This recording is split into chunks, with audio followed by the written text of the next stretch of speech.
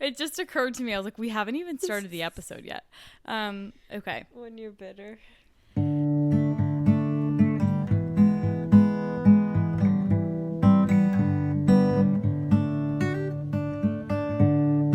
Hi, everyone. Welcome back to the Apartment 6 podcast. I'm Jess. And I'm Marissa. Swiftly moving into our roses and thorns. What's your thorn? My thorn is that I have been having trouble falling asleep again lately. And this happened when we first moved in. But when we first moved in, I was sure that it was noise related because I could hear the noises of our neighbors. But now I have my AC running, so I'm not sure what it is. And that's like even more frustrating because I can't be like, oh, it's the noise, so I need to put my earplugs in. I don't really know what it is. I know that I'm really awful about using my phone before I go to sleep, and that's like an easy fix that I should definitely try, but I just don't have the willpower. And it's not even like I'm like watching things on my phone or whatever, and then I'm like, okay, I need to go to bed, but then I like get sucked in and continue to watch whatever I'm already watching. It's like whenever I decide to go to bed, I then am like, oh, you know what would be fun right now? To pull out my phone and watch some videos. So it's not like I'm like continuing a bad habit. It's like I'm starting to do it when I want to go to bed. And it's like, why do I do that? I need to not do that. If I don't do that, maybe I'll fall asleep easier. I do it because my mind is kind of restless, so I'll start being like, oh, what was that thing I wanted to look up earlier? Like I do it out of like I'm not that tired. Yeah. Yeah. Anyway, what is your thorn? My thorn is that earlier this week, and I'm really glad I got out of it for now, I guess. Earlier this week, I just had like a rough like mental health time. Namely like Sunday, Monday, Tuesday, sort of like half of Sunday. And I just like cried every day. And I also am just feeling sort of frustrated in certain areas of my life. Like I've just been tired with work, and, you know, I feel really lucky to have my job. I really enjoy my job, but I'm feeling tired and feeling like I need to refresh and do something, like break up my day a little bit differently. Like it's not necessarily that I need like a change within my job, but I need to like stop focusing so much on it, I guess. So yeah, I just had like a hard few days and like had to sort of phone home a couple of times to like get some support from my mom, because I just was feeling like so blah. But I mean, I'm better now, but I think that like I do like the undertone of it like hasn't gone away. Like I still feel like I need to like get away for a little bit. So I'm gonna go visit my mom at her house on my next furlough. So that's a silver lining. But yeah, it was just kind of a rough week. What's your rose? My rose is that I went and got some new plants the other day. Mm-hmm. And they made me feel good. 3 new plants. Yeah, I keep like making up spots where plants need to be. Yeah. Like I feel like when we moved in, it was like, okay, like it's natural to put like a plant in the corner of our living room, like something on our windowsill. And then in my room, I was like, okay, like I have these windowsills, let's put a plant in one of them. Like there were like logical spots, but now I'm like, you're making the spots. Yeah, like all the logical spots are filled. So now I'm like, well, what would be a fun spot for a plant? I think this is common for so many people during this time, that plants are just something like we're in our home so much more. So it's like it just feels nice to have more to like take care of at home. And obviously when I'm working, I can like look around and see all my plants. Now when I like turn around in my desk chair, I have plants in a 360-degree view of Wow. my room. Yeah. So no matter which direction I'm looking in, I can see a plant. Yeah. I mean, I love it. I mean, I love having, I have 2 real plants in my room. No, wait. I have 2 real plants in my room and 1 fake plant. And then I also have some pampas grass. But you have like more surface area for them just because of the top of your desk is a space. And then you've also put some on the floor. Yeah, I mean, I'm like creating surface. Yeah, like not even like ones that are like super tall, Yeah. like, but you've just like put them on the floor anyway. Yeah. But I don't have like I don't really have an area like floor areas that make sense for me to put them. I know that you're gonna say like I could make some sense. Doesn't have to make sense.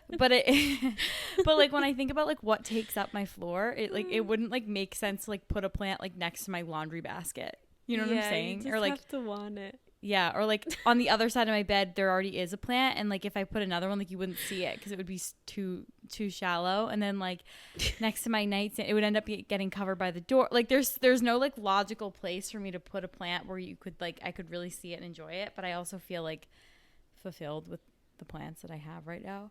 But yeah, you certainly have gone around and made your mark. Yeah. I just hope so I just got a fiddly fig for our living room, and that's the one I'm the most nervous about because I've heard that they can be pretty hard to take care of. Like everything else in the house, well, everything else in like my room, and we have one in the kitchen now, is like succulent adjacent or snake plant adjacent, or aloe, which aloe is a succulent, I think. But basically everything I've had to take care of before this fiddly fig was like very comfortable not being watered for a while. But I've read that the fiddly figs need to be like misted every day, and like they always need to have wet soil. So like I'm kind of scared, but I think it'll be like a good COVID challenge to like take care of a new species of plant. Yeah, I am more concerned about it in the winter. I think right now it's going to be fine. Yeah, that's true. Yeah, because they're like tropical. I think it said native to like Mexico or something. I could be wrong. Not necessarily tropical, but just like humidity reliant. So we shall see. I'll keep you posted. What was your rose? My rose is inspired by you. I've started painting, but I've been painting specifically things that I've been drawing. So I talked about this in, I think, our Albums of Our Lives episode. I talked about, like, when we were talking about our relationship with music, I was saying how I've always written what I just call poetry, but it's sort of like either like one-liners or sometimes like sometimes full sentences of just like things that I imagine it either being a poem in and of itself, part of a poem, or part of a song. And I've started illustrating those. So just like illustrate like whatever I think makes sense with the quote, I start drawing like a scene. Yeah, kind of like a concept. Yeah, it's kind of like how people draw in like poetry books, and writing the quote out like within the drawing and then painting it. So it's fun. It's like a fun little thing, and it's like nice because maybe it'll be a hobby or maybe it won't. Yeah. And maybe I'll show people and maybe I won't. Yeah. And I always wonder if you can tell when I'm yawning when I'm speaking, because I yawn a lot when I talk because I raise my soft palate apparently a lot. So sorry if I sound like I'm yawning when I talk. I probably am. That's it. I'm excited. Like I'm excited. I'm going to bring the stuff to my mom's house and do it there and sit in the woods and walden it. Oh my God, that sounds great. Yeah. Yeah. Exciting. Exciting things all around. Rosie. Okay. Rosie. Next, we are going to move into our voice memo segment. So it's my turn to surprise Jess with a voice memo that she recorded and sent to me. And I happened to come across this portion of a recording that was like very strangely relevant to something that happened this week. And I was like shook at how relevant it was. So Okay, I'm really curious now. Without further ado, here we go. Today I was supposed to get the stress test because last week was supposed to be the echo, but then my insurance approved the echo and didn't approve the stress test. So now, I don't know, I'm going and doing that today. And they didn't tell me like any instructions. So like I didn't drink coffee yet, but I did just have like some cereal with banana, so I'm like hoping that it's not like something where I was supposed to like not eat. I like Googled it and got two different answers. One was like, if you need to get blood work done before, then maybe you shouldn't eat, but like I don't need to get blood work done before. And then one of them was like, no, it doesn't matter. One of them was like, maybe don't drink caffeine. I was like, okay, I won't drink caffeine. So, I don't know. I can't. That is the most. Why do I share that information with you? That is so boring. But also, like, I wouldn't, that wouldn't be a section of a voice memo that I would have ever chosen for the podcast if it wasn't for the fact that it was so relevant to this week, because you had to get blood work done. Yeah. And you had to fast before. Yeah, and I bitched about it all morning. It's just so weird that, like, that was the first voice memo I just randomly clicked on, and you were talking about that, and I was like, oh my God. Yeah, that is really random. I have to, well, probably most people do this. I have to get blood work done in anticipation for my yearly physical. So my yearly physical is like a week from Tuesday, and I'm supposed to like get my blood work done within 2 weeks of it. So I had to go do that, and it dawned on me the night before. I was like, wait a minute, am I supposed to fast for this? I don't remember. So I like called my doctor's office and was like, is this fasting blood work? And they were like, yeah. And I was like, oh no. so I, that was that morning. So I was like already awake, and I was like, oh no. I was like, I gotta go now. No, it wasn't even that big of a deal. And I was like in and out in like 15 minutes, and I got lunch after. But I always like, if I'm like fasting, I'm like, I need everyone to know that like I'm hungry and I can't eat right now. And it's not fair. Yeah, I mean, luckily you could go whenever that day. Like, it wasn't like you had like a 4:00 appointment or something that you like strictly had to wait until. Yeah. So it was fine. But yeah, it was just funny that... Yeah, I was experiencing some like dizziness that was like kept sort of happening. And so, and like a fluttering in my heart. So I got like got a stress test and an echocardiogram. I don't know. I had to like wear a thing. And so I guess that's what I was talking about. And I remember the stress test, the guy was so complimentary. He was like, you're so good at this. Like, you can run for a long time. I was like, thank you. Wait, you had to run?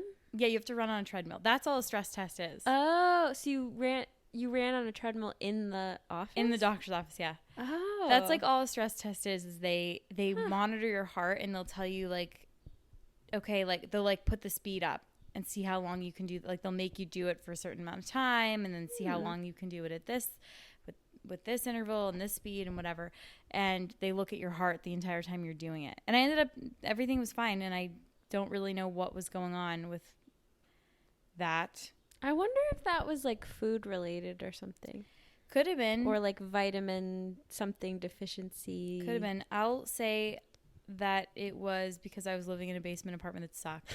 I'll just blame it on that because it was that time. Yeah, I don't know. Not enough vitamin D. Who knows? But yeah, that is funny. Here we are 2 years later, me still not knowing if I should fast, still not remembering the answer to things like this. Well, maybe next year you'll remember. I thought about that. I was like, maybe if I talk about it enough, I'll remember. Which is why I told you. I was like, or I'll remember. Yeah. And I'll remind you. Okay. Okay. So, I think we're ready to move to the main event, the meat of the episode, the chunky the chunky chicken thigh of the episode. When you say meat, I'm picturing, because I just had that like artichoke lemon cheese sauce, I'm picturing like the insides of like artichoke hearts and how like that's my kind of meat. Oh, it's so good. The meat of an artichoke. So we're on to set 2 of the 36 questions that you should know if you want to fall in love. The theme song. So, Marissa, if a crystal ball could tell you the truth about yourself, your life, the future, or anything else, what would you want to know? Okay, I low-key hate the way some of these questions are written. Me too. I didn't know what to do with this because I was like, does it have to be related to me, or I could choose anything in the world? Like, could I choose like I want to know if JFK was an inside job, or it has to relate to me? I think you can just ask anything. Yeah, I mean, the like multiple choice makes no sense. Like the truth about yourself or your life, which like those are the same thing. Yeah. The future, which is I guess a different thing, or anything a more vague else version, or anything else, which like. Yeah, why didn't they just say if you could use a crystal ball on something, what would you use it on? Yeah. Well, so what's your answer? I think the main thing I would want to know is what happens in terms of like when you die. No. No. Sorry. No, in terms of like me creating a family, like what that's gonna look like. Like I don't need to know like details about like how and when or anything, but I would like to just like see how. I'd like to see myself. I wonder how. Well, like adoption or like natural, like whatever. I'd like to just see myself married with at least one kid and just that image. Like I just want to know if that picture of me exists. If it didn't, like say it was like, no, you don't have a kid, or like, no, you didn't get married, or no, like something about that is different. Like whether it's like you don't have the full thing of like, how would you feel? Like what would you, like, would you wish that you didn't have that information, or would you then live your life being like, oh, it's not going to happen, so I'm just going to like stop thinking about it? I don't know. I feel like if I had either or, I'd be okay. Like if I at least saw that I had a husband, or at least saw that I had a kid, I'd be like, okay, well, at least one of those things worked out. I don't know why the other one didn't, but like at least I had one. But if it was just like a picture of me alone and like old. I love this idea that it's like a picture, like someone is literally like, you look in the crystal ball and it's like you with your plants. Like I can't imagine. Not senior photo. The portrait of like the family, just like what it looks like. I feel like the only way I'd be really sad is if I was just alone and like didn't have a kid or a husband or family or anything. But would you, so in your ideal world, would you want to know that then? I think I would want to know as long as I got what I wanted, just because I think that it would be such a relief now when I'm like really struggling to find someone, just to know for sure that I do eventually, so I can stop being like, will I ever? Yeah. Like at least I would know, like maybe it won't be right now, but it will be at some time in the future. Yeah. Yeah. What about you? Nothing like immediately comes to mind about like what I would want to know. I don't know that there's anything that someone could like, that would be great to know, I guess. Like, do I end up with like the life I want, or like the family life I want? But I don't know that would necessarily be something that I actually like, if given the opportunity, I would want to throw out there. I think I'd be scared. I think that one thing I would be willing to know is just like my financial situation, because I have student loans and I would like to know if they go away. Just ever. Yeah. I think that's it. Like I just would like to know what kind of financial situation I'm in.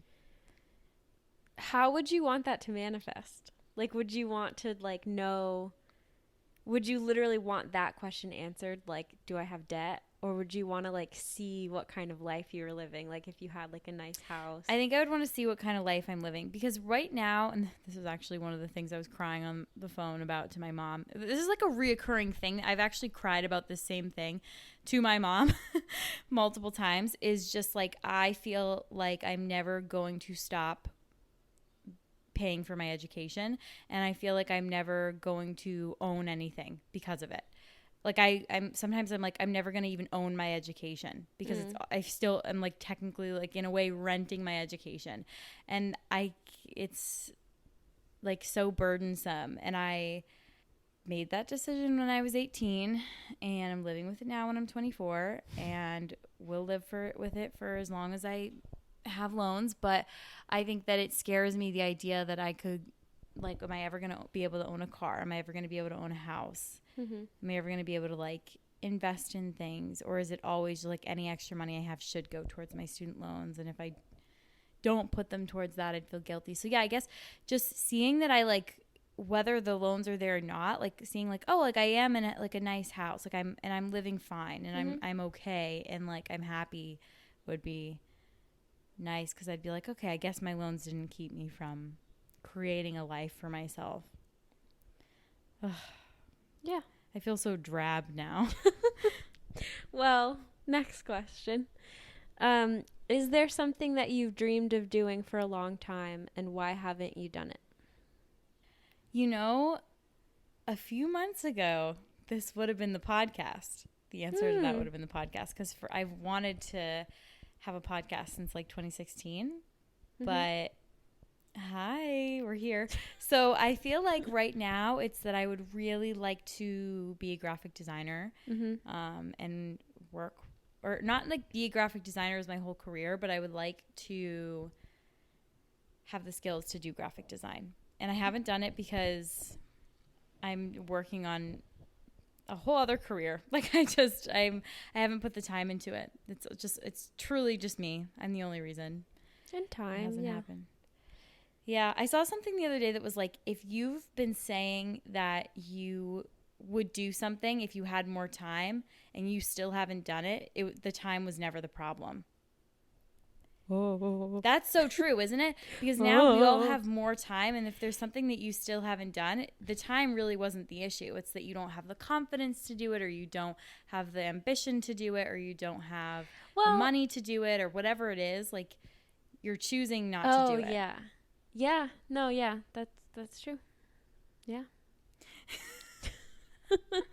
Yeah. So I feel like that's kind of me with that. Like, it's not that I don't have the time. It's that I haven't taken, or like resources. I feel like that's a very like. Yeah, I'm also confused about where to start. That's part of it. Yeah. What about you? Is there something that you've dreamed of for doing? Is there something you've dreamed of doing for a long time, and why haven't you done it yet? I think my answer would be like legitimately making original music and like putting it on Spotify. Yeah, I would love that. But I feel like what stopped me from doing it is like money, which like it's not like, I think I would be able to technically record something just like in my own home and like put it on Spotify, but it wouldn't sound as good as it would if I like could rent time at a studio or something like that, or like work with someone who would like produce it. But the reason that I haven't like invested in any of that is because I don't know that I would want it to ever go beyond that. Whereas I feel like a lot of people who start releasing music are doing it because they're planning to like try at least to build a career and like put out more music in the future and like maybe play live shows, and like they just like they have more of like a future plan. Whereas for me, it would just be like something fun that I tried. Like I wouldn't be doing it to like become an artist full time. Yeah. So I feel like a lot of people don't really do it that way. They kind of go like all or nothing when it comes to like actually putting it on Spotify. Otherwise, they just like do what I do now, which is like put videos on Instagram and YouTube or whatever. Yeah, that's so true. Because I feel like there's a feeling of like, you need to almost like quit your day job to be a musician, but like all you have to do to be a musician is make music. Yeah. Like play an instrument, sing, like do like and your voice is also an instrument. I had someone tell me that, and I don't know if it was a theater teacher or a violin teacher, but they were like, anyone who makes music is a musician. You can, like, you are a musician right now. So it's kind of like you don't have to try to make it and like have that be like what pays your bills to do it. Yeah. Like you could keep it as small and contained as you want. Yeah. I think I'd also be kind of afraid that like it, as much as I like wouldn't really be seeking anything to happen, You'll stumble into fame and wealth. Yeah, I'd be like disappointed if it didn't, even though I'm not trying to. I totally get that. Like, me with this podcast. Yeah, like even though I'm like, yeah, I could put out a song and like it's just for fun, and I don't even care if anyone listens to it. But then like if like no one cared, then I'd be like, why did I do that? Hurt, rejected, confused. Yeah, lost. Yeah. I'm afraid to reference or not reference. But who knows? I mean, it's not an impossible dream just to put like one song on Spotify. I think that could happen for me one day. I think it will happen. That's what I'm gonna ask the crystal ball lady for. Me? I want to know if career. Marissa put a song out on Spotify. If that's something that anybody would actually be excited. Well, besides you, I know you're excited. Do I not count? Of course you count, but I don't know. You're an obvious contender. You got one big fan over here, yeah, buddy. If anybody else would be like excited by that, I don't know. Anybody else besides Jess, who's sitting on the couch with me right now, is interested. If anyone besides my roommate and best friend would be interested or excited if I did that, then I think that would be, I don't know, it would just be nice to know that people would care. Anyway. You can really tell that this is like set too, because the questions are hefty. Yeah. Well, yeah, I mean, the next one is, what is the greatest accomplishment of your life? Yeah. It's a big one. Mine, I feel like, is that I am getting paid to write about things that I would like to write about anyway. I think that like not just like making it my career would be great. Like it's great if like the fact that I like the least I can do now is like get a job in my field with how much debt I put myself into, which no shit, like that's not, it's totally fine if you're not in a job in your field, but I really like my field, and I had it pretty, like I don't have to go to grad school. I don't have to do anything to get into it, and I still enjoy it, so I had no reason not to get into my field, and so I did, and I thought that was great. But the fact that I get paid now to write about things that I would have already liked to write about, like beauty and skincare and health and all that, I feel like that's my so far greatest accomplishment, to get paid to do something that I genuinely find really interesting and enjoy talking about with people. Yeah. What is yours? What's your greatest accomplishment of your life? This is going to sound silly willy. Okay, I'm here for it. But I think that the greatest accomplishment was doing a year as president of Rockefeller Group for me.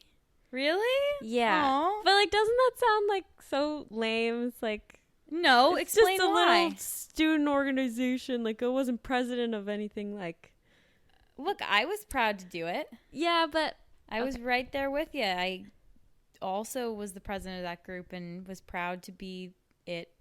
Yeah, I think that like, especially the reason that I especially feel like it was an accomplishment for me is because it kind of challenged a lot of my natural tendencies.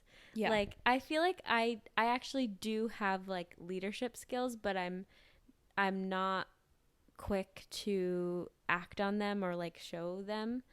But being the president of an a cappella group, you have to like have some like tough conversations with people and not force people into things, but like you have to be in power and you have to like be comfortable using your power, I guess, and like using your strength. You know what I think it is? You have to be comfortable holding people accountable. Yeah. That's hard to do. Yeah. And we had to do that. We had to be like, hey, you're not showing up for me, or hey, I'm needing this from you and I'm not getting it. You have to be vulnerable. Exactly, because it's obviously so much easier to just be a member and be like, oh, well, if so-and-so doesn't show up to rehearsal, then like, you know, Marissa's going to have to figure out how to deal with that. Like, it's like you're the person who has to do the dealing. Yeah. Instead of like, just like being emotional support for the person who has to do the dealing. Yeah, and I think that you and I both took that position. Yeah, because we both had it. I had it one year and Marissa had it the next. I think we both took it really seriously because it was hard to do. So it was kind of like, you can't, like, it sounds silly on paper. Yeah. Like, oh, I'm the president of an a cappella group. Yeah. But it's like, in actuality, like, you were having to do things that were hard, like filling out paperwork and running around the campus asking for signatures for things and booking spaces and, you know, making sure that members signed, you know, what's it called? Like waivers for trips, making sure you booked cars for trips, making sure you had a concert venue that could hold like, just, you had to do certain things that I think that it just hurt that much more when other people didn't take it seriously. And so we had to then be like, we had to hold people accountable to take it seriously because we were. And like try your best to prevent emotions from like overpowering everything. Yeah. Which was really hard for me too. Yeah. Because it's like if you're disappointed in someone in the group who's like your friend, but also you have like power over them in a weird way, it's just weird. Like it's weird dynamics to like navigate. Yeah, I get why for you that's like one of the things that stands out the most because it like goes against your nature. At the time, I also feel like that was one of my like proudest things. Yeah. And like, yeah, I guess like I know like you did it more recently than I did. So I guess it doesn't call up as quickly, but that's like definitely something I'm still proud of because I feel like it was an experience that I got a lot out of. Just being in an a cappella group in general. Yeah. Gave me a lot of interesting experiences. Lots of growth. What do you value most in a friendship? That questions it's just so funny how it's like, I remember the first question was like, who would you ask to dinner? I know. And like now we're like getting more and more real. What do I value most in a friendship? I think I would say empathy. Like ability to talk about things and like share your reaction and your feelings or whatever, but also like understand why the other person might have their reaction. And like, yes, everyone can have like a basic human level of empathy for anyone, even if they're not friends, but I feel like the best friendships have the most empathy because you know each other so well that you don't just say like, oh yeah, that must be tough. Like you can internalize why things must be tough for them. Yeah. So, and like through that you like don't like, you act accordingly. Yeah. You don't say things just to hurt the other person because like you know what's going to hurt them. Yeah. Like you really like use that empathy to like be constructive. What about you?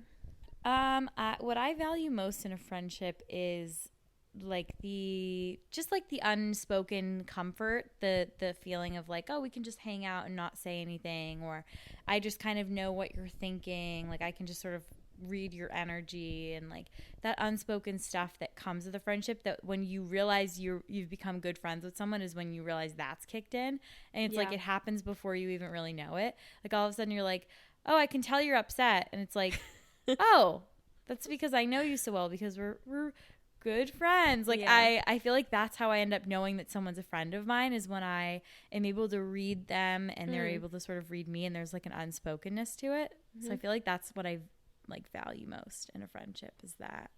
Yeah, it's like the things that you don't say. Yeah, that you don't have to say. Yeah. Okay, what is your most treasured memory? Like I said, I just did the 36 questions. I already don't remember what I said to this. I feel like I might have been like, can we skip this because it's so hard? Well, so do you want to, so the next one is, what is your most terrible memory? Do you want to like combine the two? Or do you want to just skip them? A terrible treasured memory. Yeah. Okay, well, can I ask you this? Yeah. Do you think it's easier to come up with a treasured memory or a terrible memory? Because I think it's Terrible. Yeah, I think it's so much easier to come up with a terrible one. The person I was doing this with was like, oh, there's like a science behind that. And I just feel like you can remember something awful that happened, but like that, like, because it's almost like traumatic, like to your brain. Yeah. You like remember it more because you're like, oh, I can't. Oh, I think that's what he was saying. He's like, oh, it's like evolution. Like you train yourself to like then keep that in mind so that you can protect yourself going forward. And I was like, well, obviously that has been true for me. That makes sense. Wait, what is the thing that you have said before that, like, if it's hysterical, it's historical? Yeah. Yeah. That kind of goes in line with that. Yeah. You definitely like remember there's like definitely like a physiological response to things that happen that are bad. Okay, let's do terrible memory and then end it up. We'll do like a rose and thorn. Okay. We'll switch the questions around. Do you have one off the bat? This feels like the easy answer for me now that this has happened to me. So like I'm sure I could think of other stuff, I guess, but I think I would just have to say the moment that my mom told me she had cancer. I can't think of anything more terrible than that. Yeah, no. And it's like full on a memory. Like I talked about it in our like whatever moments of our lives podcast. Like it's not just like, oh yeah, like that's what she said to me. Like I can fully remember like what I was wearing and where we were sitting and like the TV was on in the background, like all those sorts of things that like make a memory. Yeah, all the senses. Yeah. You said something, I don't know if you said it in that podcast episode or to me, but I want to say you said it in the episode. You said like, I was aware that whatever she was about to say was going to change my life, kind of thing. That moment before she told me, yeah. And I've been thinking a lot about that, and I don't remember why. I don't know if it came up in a show I was watching or in like Taylor Swift's new album, but I've been thinking a lot about like that moment right before. Yeah. When you're like, this is like, I have like 5 seconds left to have a life before I learn this information. Yeah. I always thought that was so interesting that you said that. Yeah, it's so true. Do you have one that comes to mind? Yeah, mine is like, it's like, I don't have like a really crystal clear memory of it. But I feel like if I had to choose like a terrible standout memory in my life, I was like making the timeline of my life, this would like be on it. It was when my dog got hit by a car. Like, because I was right there and I like saw the car. I didn't see necessarily my dog get hit, or if I did, I don't remember, like I blocked it out. And I specifically remember how it made me feel after the fact. Like I remember crying about it like in secret because I don't know, like no one else was, like after everyone was done kind of crying about it, I wasn't. And I remember like my brother and my dad were like playing one day in the driveway and my mom was at work or something, and I got really sad about it again, and I like went behind the garage and cried about it. Isn't that funny how It's not funny at all. It's not funny, but I feel like I just remember that I was already at 5 years old. I was so attached to the idea of and we'd only had the dog for like, he was either 8 months old or we'd had him for 8 months or something like that. He was a puppy. And yeah, I already like felt really broken up about it and just felt sad. Like I knew something had shifted. So that's a terrible memory. I mean, of course, things have happened more recently that like sucked Since too. 5, yeah. But it's like, when I think of like one of my first terrible memories, like that was it. Yeah. Which that wasn't the question. What's your first terrible memory? But still. This question is so sad. On a happier note, though, what is your most treasured memory? We're like, we still haven't thought of them. I feel like I could definitely pull up some from college, but it's harder to because like so many great and treasured things happened during college that it would be hard to like pick a particular one. So I'm actually going to pick one from high school. Oh no, middle school. Cause I performed in HMS Idol, which was Hurley Middle School Idol, as in American Idol. And I was in the high school musical. Yeah. Oh wait, no. High musical school. Oh wait, HMS. yeah. Oh, you said it was HMS. Yeah. Okay, sorry. I'm okay. It was so fun. I was in 8th grade and it was like, it was very legit. Like we had like auditions and then they'd pick like a top 12 and then so it was like you had an audition and then I think you went to like Hollywood. No wonder you liked American Idol so much. I know. Well, I loved American Idol before all of this, so I was like geeking out. Wow. But yeah, I auditioned, and then they had like the Hollywood round, and then that's when they picked the top 12, and the top 12 performed in the auditorium for an audience, and I sang "Change" by Taylor Swift. And I was the first person in the history of HMS Idol to play their own instrument instead of using a track.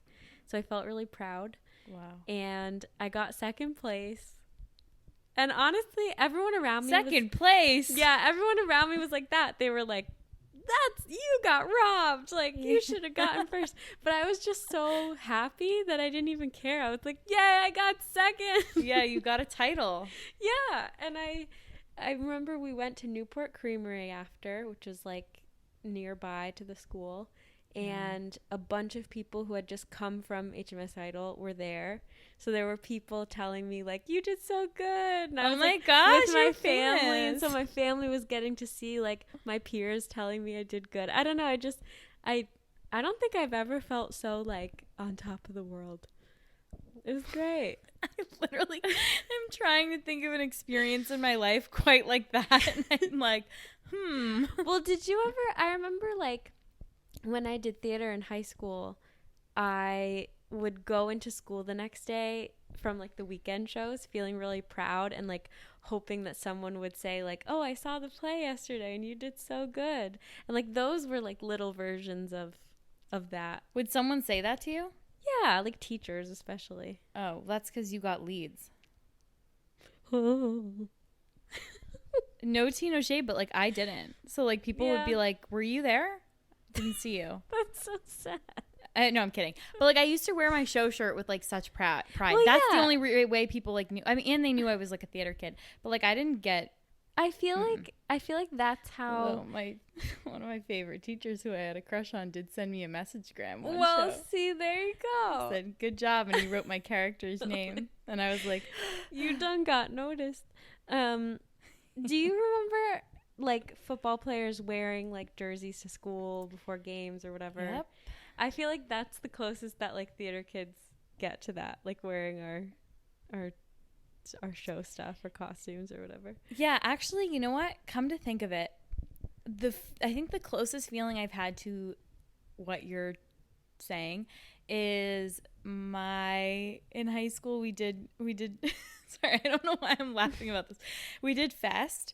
So we would go to like surrounding towns and like you put on, it's called METG One Act Festival, and you put on a one act performance and it's like competitive and it's like your show has to be, I think it's exactly 40 minutes or else you get disqualified and you have like 5 minutes to set up your entire set and 5 minutes to take it down, and if you go over that time you get disqualified and blah blah blah. And we never made it past prelims, and the one the first year I ever went to fest, we just happened to have like this student written really like powerful show about the Holocaust. And we made it to, what was it called? What would be the round? Like semifinals? Semifinals. Yes. Okay. So we made it to semifinals.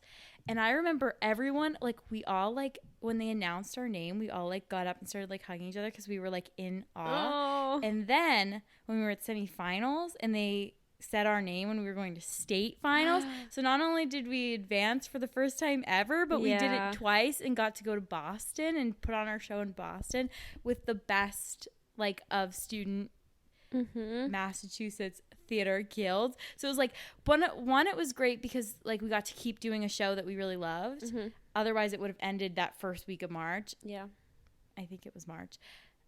The other thing is we got to see so many shows, so it was so fun because we got to keep seeing theater every weekend and keep rehearsing our show. So it was like, it wasn't even about like the titles or anything. It was like we got to keep doing the thing that we loved doing and doing it all together. And I just remember like we all like stood up and cried so much. I was like doing hair and makeup and got an award for it, I think, and then our town gave us an award for it. Yeah, but like I was like part of, you done been special, a crew. But it was so fun. I loved that whole period of time. We just like had so much fun together, and our alumni like came and threw confetti like when we got off the bus. It was like such a fun celebratory, youthful, energetic time. It sounds very Glee like. Yeah, like the way that the Glee Club would react to like moving forward and stuff. Yeah, it was so fun. And I got to see just like so many good like one act plays that I'm now like cool. Like I love seeing theater, so just to like get to do that over and over again was great. But that's not your most treasured memory, right? Or did you? That was it. Oh, okay. I didn't know if you were just like relating to me. Oh no, I'm using yours and saying based off of how you describe your most treasured memory, that would probably be mine. All right, fair enough. Let's get ready to get down because this one's about death. Oh. Yeah. So if you knew that in 1 year you would die suddenly, would you change anything about the way you are now living? Why? Or why not, I guess. New York Times. Jeez. Editing their syntax. I think we answered something similar to this in like our Would You Rather episode. But I don't know how that would have worked in like a Would You Rather question. Awesome. I mean, I would love to say like, yeah, I would like quit my job and go traveling, but like I don't know how I would do. Like I don't have enough money to travel for a whole year, so it doesn't really make sense. I think that what I could confidently say is I would spend a lot more time with like my mom. Like right now she's in New Hampshire, and so I see her when I see her and whatever, but I would definitely make sure that I'm seeing her even more often. I don't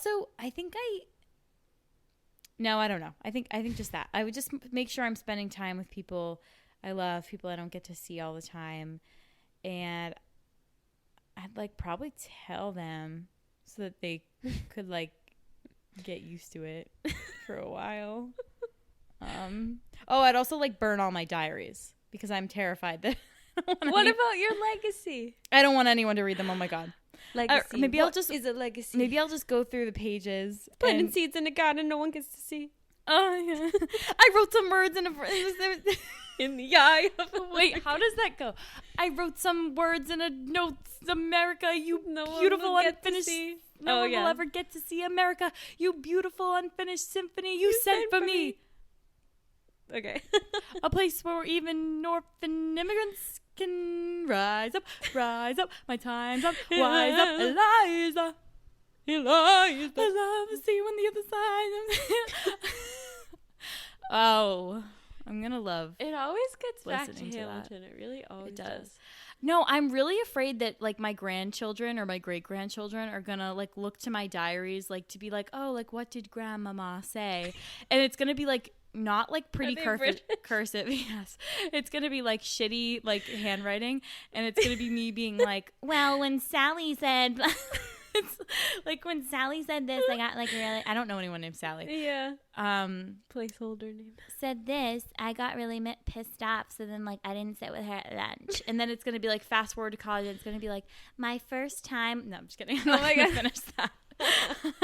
Fill in the blank. So I don't want them to know all of that. Yeah, that's a really interesting point. I also am someone who has kept like diaries and journals forever. I'm gonna have to go in and just like redact a lot. Like I'll go into the Sharpie and be like redacted. Well, this is making me think like, what do I have all those for? Like, what's gonna happen to them? I fully intend on planning for my death, and in the wake of it, burning all my shit. Truly. I'm not gonna let you do that. That's memories. Well, if you die first, you won't have a say. Oh my god. You know what? How about what if I left in a note for you that I wanted you to burn it? Would you do it? Because I left a note. What if they're... Oh my gosh. I can't defy orders. I have to do what people tell me. Would you read it first? Ooh. If you were already dead, yeah. But what if it changed the way you thought about me? Post-mortem? I don't think... What would it matter? And then, like, you remembered me differently than you... Oh. Yeah? I don't know. I'm quaking in my heavenly boots right now. Okay, never mind. Anyway, yeah, I would just spend more time with people I love. That's it. What if you knew? Oh my god, if you knew that in 1 year you would die suddenly, would you change anything about the way you are now living? Why? Yes, I feel like the only thing I would change is just that I wouldn't get so nervous about situations that aren't happening or haven't happened, or maybe won't happen. Like, I feel like I work myself up for things often, and like they often don't reach that conflict at all. Yeah. Like, for example, sometimes I'm like, this is like specific, but sometimes if I'm thinking about like going home for the weekend, I might be like, oh, like, what if Jess is, like, lonely when she's home? Or, like, what if that happens to be the weekend that, like, our other friend asks us to do something, and then I have to say no, and then she's sad, and then she's upset with me. Like, I always kind of, like, think about potential, like, repercussions of my actions, even when, like, I think it's very healthy to think about repercussions of actions that are, like, negative. Yeah. Like, if you're actually doing something bad and mean. But, like, I think of repercussions for, like, everything. Even very normal, meaningless things. Yeah. So I would for sure stop doing that. I'd just be like, well, if they take it the wrong way or something happens, then it doesn't really matter because I'm dying. You know Phineas's song, I Lost a Friend? Yeah. And he says, I lost a friend, like time worrying about every bad thing that hasn't happened yet. That line has always reminded me of you. I've never told you that, but it does. I've never picked that line out either, but that totally does. Like keys on, so yeah, on, whatever. Like time worrying about every bad thing that hasn't happened yet. I started that way too high, too low. Okay, alto. Yeah, totally. But speaking of friendship, actually, the next question is, what does friendship mean to you? A lot. No, I would answer it the same way. Like, friendship to me means like having an unspoken relationship. Like, to me, that's how my answer just happens to work really well for both. Like, does friendship to you mean empathy? Yeah, actually. They're kind of the same. They're not the same question, but they easily can be the same question. Yeah, I just would answer it the same way. Yeah, just like knowing someone super well. I don't like this next question because I don't get it. It's, what roles do love and affection play in your life? Like, what do you mean, what roles? Like, do I want it? Do I seek it out? How do I give it? Yeah, it doesn't even seem like it would be more specific if it was like physical affection or something. Like the love languagey kind of like physical touch in your life or something. But like love and affection is such a, how would you not, like, maybe if you're, even if you're like asexual, it's not even like that. I don't know what it means. It's also asking like, what roles do they play? So I'm like, love plays the role of love. Yeah, I still don't know how to answer this question. Yeah. I guess I guess what I'll say is that I really like words of affirmation, and I feel like that plays a big, like, needing that plays a role, a biggish role in my life. Like, I think it's important to me to feel loved every day, and how I often feel the most loved is through words of affirmation, like someone saying to me, I love you, or I appreciate you, or I noticed you, or, you know, I'm thinking about you, or whatever. So I would say it plays an important role. Who be out here being like, it don't matter? That's what, Like, I guess I would say to just come up with an answer, I would say right now they kind of play like an aspirational role in my life. Like I think about love a lot in terms of like I have a lot of love in my life, but I aspire to have a kind of love that I don't have right now, which is like romantic love. mm-hmm. So right now, I guess when I think of love, I'm thinking of that, and I'm thinking of like how I want that. Yeah. But that doesn't mean that love doesn't play like other roles in my life. So yeah, I don't know. Weird. How do you want to do this next one?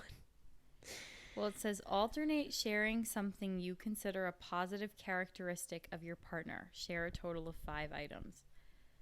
You want to just do like one? You want to do like our favorite thing about each other or something? Sure, you don't want to come up with 5 things that you love about me. It's just a lot. Okay. I'm going to think. Okay, me too. Are you thinking, or are you thinking about that? How you're singing?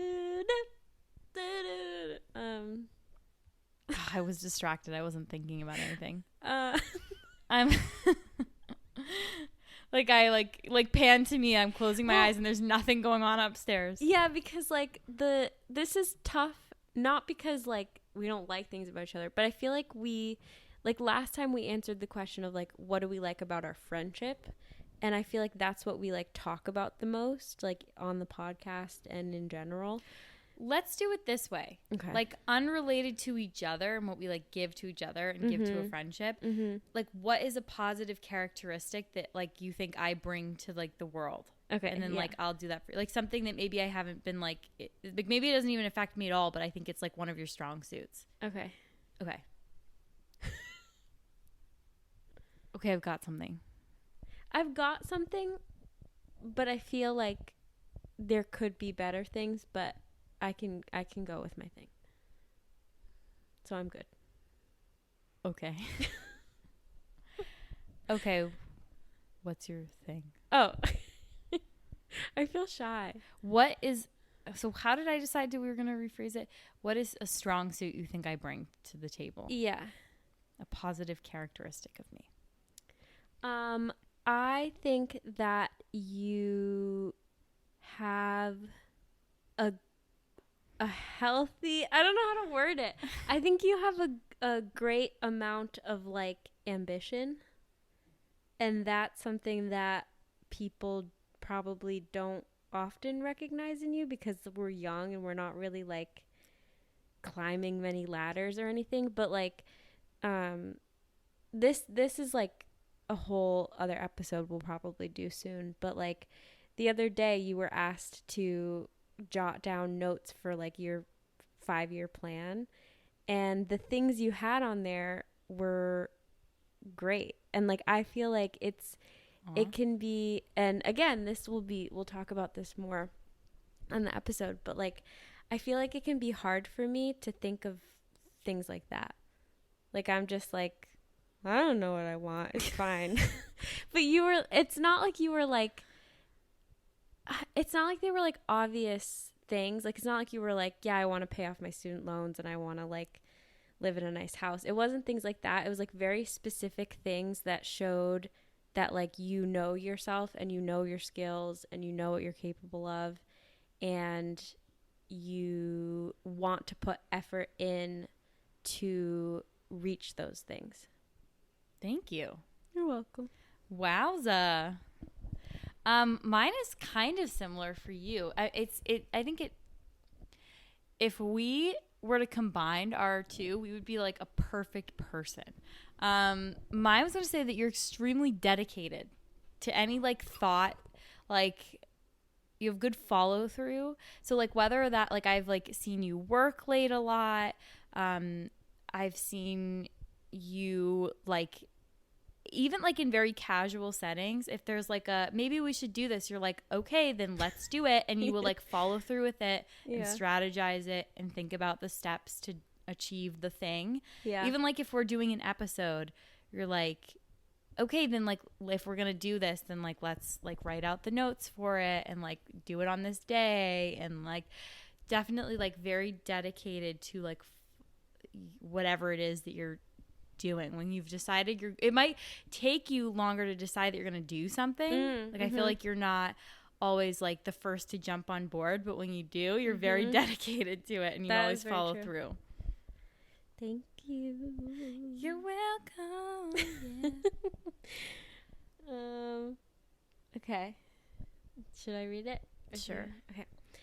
Next one is, how close and warm is your family? Do you feel your childhood was happier than most other people's?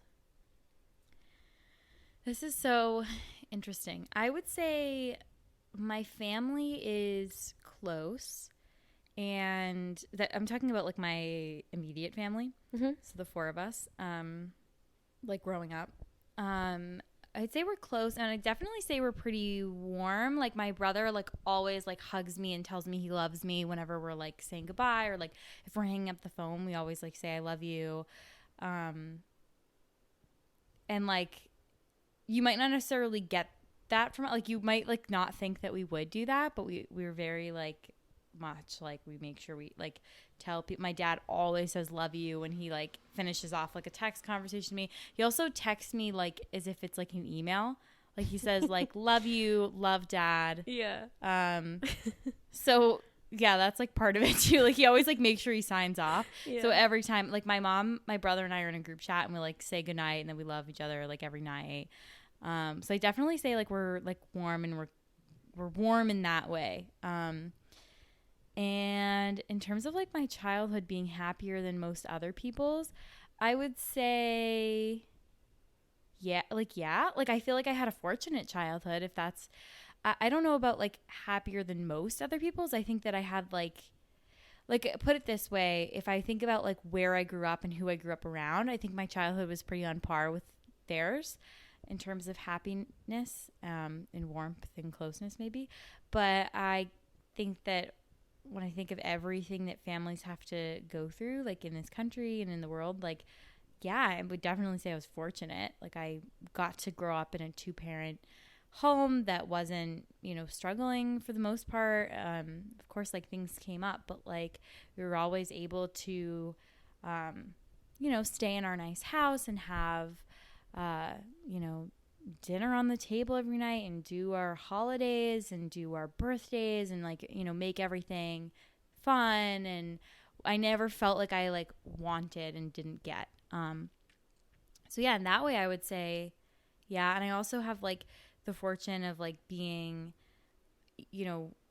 like I'm particularly close with my mom, but like also my dad like coached all my stuff growing up, coached all my brother's stuff. My mom and I are just like two peas in the same pod. Like we like share a brain, and I feel like that's even sort of a rare thing to have, a parent that you even as an adult like are so like close with, that you talk to all the time. So yeah, I feel like I definitely grew up in like a happy, maybe even happier than most home.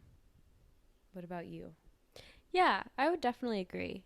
In terms of like warmth, I would say not necessarily, but not in a bad way at all. Like it wasn't warm, so it was cold, but it was more like neither of my parents is like mushy gushy at all. Yeah. Like I only recently, not recently, but like within like college and moving out for the first time, that was when like I first started to like tell my mom I loved her all the time. But it wasn't like I didn't feel love or give love to her before. It was just like we never were in a situation where that felt normal. And like we're just not very like touchy people. Like we don't really, and that's why I'm the way I am with like physical touch and stuff, because I just wasn't raised that way. Like, I never saw my parents like kiss in front of me or anything. You like grimaced as you said it. Yeah, so I mean, it directly corresponds to like why I get kind of uncomfortable about like physical touch and stuff. But that doesn't mean it wasn't warm in like emotional ways. It just wasn't that like touchy kind of warm, like hugs all the time and kisses and whatever. And I would definitely say that what is the yeah, I would definitely say that my childhood was happier than most other people's.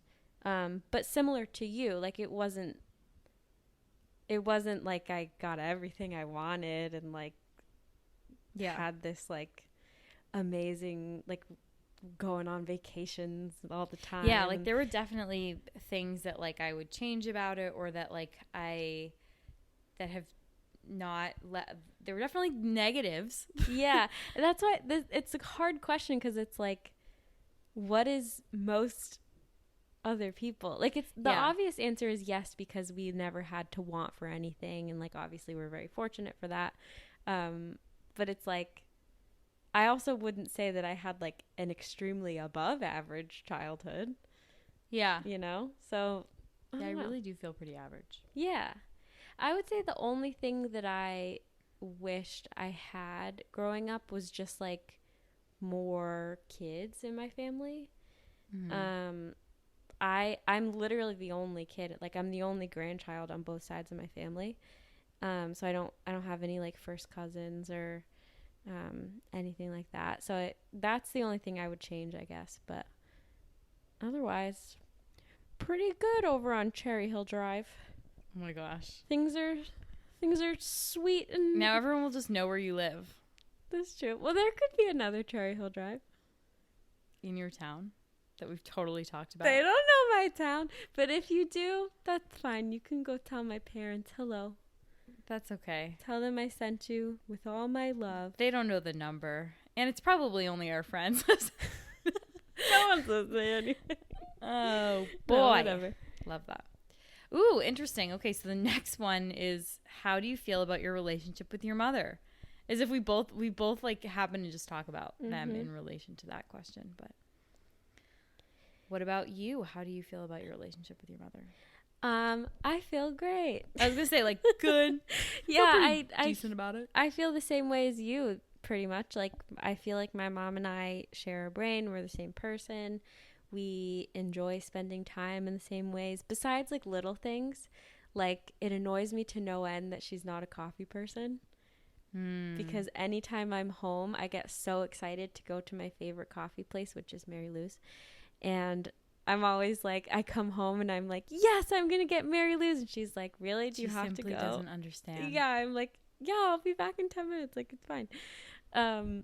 So yeah, there are like tiny things like that. But for the most part, like, we are very similar. And I would say sometimes you're watching Gilmore Girls right now. Yes. And that's kind of like a very famous mother-daughter relationship in the media. And I wouldn't say that's like the epitome to me of like friends, like your mom is your friend. And like, I do feel like my mom is my friend. Like, she's, I think, my best friend and will always be. But, at the same time, like, she's very much a mom. Like, she's not running around. Yeah, I feel the same about mine. Being irresponsible. Yeah. Lorelai and Rory have a dysfunctional relationship. Yes. Like, a therapist would have a field day with that. Like, as much as like they're lovely characters. Yeah. And we do sometimes see Lorelai be a mom. The fact that Lorelai in an episode literally says, like, I didn't want to have to play the mom card here. Like, I don't like doing that. Like, you shouldn't. Okay, I'm making a you shouldn't statement, and like maybe you disagree with me, but like I feel like you should be a mom first and a friend second. Yeah.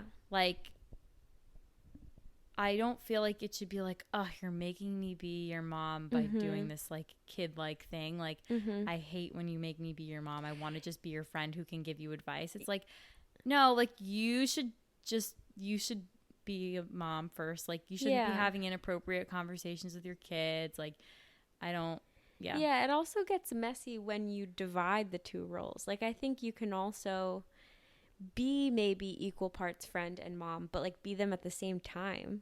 Yes. Like, don't like wear different hats at different times. Just like be both at the same time. Yeah. But what do we know? We're not moms. Yeah, we're not moms. That's true. I just know Wouldn't like that be a funny podcast? We're not moms. Podcast title? Yeah, we're not moms. And we just like try to give advice, but like we're not moms. Yeah, that actually would be funny. Wait, should we just stop this gig right now? Like, it's an advice podcast coming soon called We're Not Moms. Yeah, isn't that fun? It's kind of like a buzz title. We're not moms. I like saying it. Me too. Oh no, you guys, you're witnessing the birth of our new endeavor. What if we become moms? We're not moms. We're really like putting us in a box. Then we have to make like an amendment to the like show logo. Where like we cross out not and we write on top of it like are now. Yeah. We are now moms. we are, or it's like one of us is a mom, and if we like change it, it's like one of us now one is of us is a mom and the other both of us still is not a mom. Oh goodness gracious. Well, that was silly. Personally, I feel like we should save set 3 for another episode. We have to. Oh, we took a long time to go through them. I was really ambitious thinking that we might get through all 36. Well, I also just like, I really like doing these, so I feel like it's nice to still have like another whole episode of them to look forward to. Yeah. I'm excited about the other couple of episodes we know we want to do, but I feel like this is sort of like... And also I'm excited about our new podcast we're starting. We are not moms. Wait, what is moms. It? We're not moms. We're not moms. It's a conjunction. That's no, a contraction. What's a conjunction? Like two words together, I think. What's your conjunction? Hey, editing Marissa here, also the recipient of a writing degree from Emerson College. Just wanted to quickly clarify that a conjunction is definitely not 2 words combined. That is indeed a compound word, and a conjunction is like the link or the bridge between words in a sentence, like and or but. You get it. Okay, moving on. Right? Oh, wait. I don't remember, but I'm talking about a contraction for sure. Mixing up words and phrases and clauses. So it must be something like 2 words put together. I am a bill. Yeah. Like, I'm just a bill. Sitting on Capitol Hill. Hey, yeah. They don't say hey, yeah, but hey. I added that. I thought you were going to keep going. Hey, yeah. Hey, yeah. To love. To love, yeah. This isn't gonna make any sense. I have a twitch in my eye. Oh, you need to drink orange juice. Oh, I literally have orange juice. Wait, I literally drank it today. Wait, you guys, I'm gonna tell you something. I drank it today. We've now entered the We're Not Moms Advice podcast segment. If you ever have a twitch in your eye, like Marissa, drink some orange juice. But today I already drank it. Okay, and well then maybe I got you a need some twitch more. in my eye afterwards. Yeah, I didn't drink that much of it. Maybe yours is like because you had too much sugar or something. I don't know. Well, I was just going to say, I went to drink orange juice intending to like finish my bottle, and then I saw how much sugar was in it, and there were 31 grams of sugar in the bottle. And it's not like a bottle like a juice jug. It's like, like single serving, like you could take that down in 5 minutes. Is it at least like natural sugar? Yeah. How much is added sugar? I think it's all natural sugar. Woo, yeah. But that'd still be a lot of sugar. So my uncle one time, I like had a twitch in my eye, and I like mentioned it in front of him. Like I was like, oh my gosh, my freaking eye is like twitching like randomly. And he was like, oh, drink some orange juice, it goes away. And I was like, oh, okay. So I did, and it worked. And every once in a while, I'll get like a twitch in my eye, and he said it's like a vitamin C deficiency. I don't know if any of this is true, but one time, like, an influencer, like, posted about a twitch in her eye on Instagram, and I was like, I have to share my knowledge. Like, I can't have this knowledge and sit with it. A YouTuber? Yeah, she was like I don't follow her anymore, but I'll tell you her name after, but she like, was a big, like, Glossier rep. She had a YouTube channel. Oh. Whatever. So I told her, and she was like, oh my God, thank you. Like, she replied to it, and I was like, oh my God, thank God I'm spreading the wealth of knowledge. Just a taste of what you can get on We're Not Moms. Yeah, you guys, If you think we should start another podcast or just stop this podcast or just change this whole podcast, we keep the exact same artwork, but it's just moms. Oh my god. With the podcast, like if we were to like create this, would it be like the artwork is like us like holding binkies or something? Like but like out to the side, like we're not moms, so like we don't need these. Or like it's like pictures of each of us holding babies with an X there's over like it. X over the baby. Or like holding them out to the side. Or yeah, it just like you see like the teeniest bit of the baby, but like it goes off the artwork because we're not moms. Oh my god. In a different context, this would be incredibly sad. Like if we were like, You're so like, well, it also could be not necessarily sad, but like it could be a very helpful podcast about like someone's journey to be a mom. Like struggled with like getting pregnant or like doing like IVF or whatever. Like if we were sitting here at 40 years old joking about a podcast called We're Not Moms, we would probably go home and cry afterward. Actually, we're already home. We're already home, so we can already cry. Yeah, that's Was true. that really insensitive? I don't mean it to be insensitive. I don't think so. I just meant it as like, because you can totally be 40 and not be a mom. Maybe you don't even want to be. That's totally fine. Our demographic isn't 40 years old anyway. But what I'm trying to say is that sometimes I make some jokes and they don't land. And that might have been one of them. And if it didn't land with you, just know that I am okay with that. And also we have the best of intentions. We always have the best of intentions. We really do. If there's one thing I can say about me and Marissa, it's that our intentions are so good. So best. So best. Our intentions are so best. Okay, well. Anyway, you're going to find a way to wrap this up? Like, you know, in one, you know how you always like to summarize? Wrap it up like, so my name is Rissy and I'm here to say that. If you're not a mom, it's okay. Go follow our new podcast Today. Coming out Wednesday. All right, guys. Good night. Have a lovely, or good morning. Lovely, beautiful. Good afternoon. Good day. I said good day, Daddy. Me lady.